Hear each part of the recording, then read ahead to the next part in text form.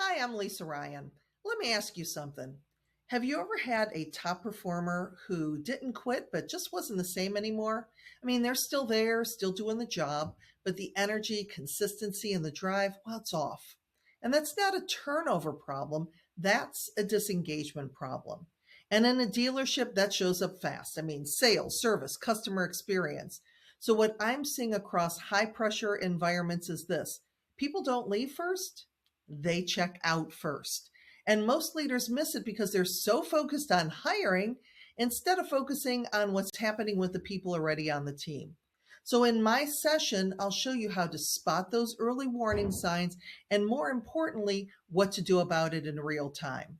I mean, simple shifts in how you communicate, how you recognize performance, and how you reinforce expectations without adding more to your plate.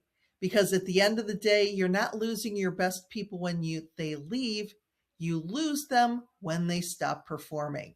And that's a problem that I can help you fix. I'm Lisa Ryan, and I'd love to work with you.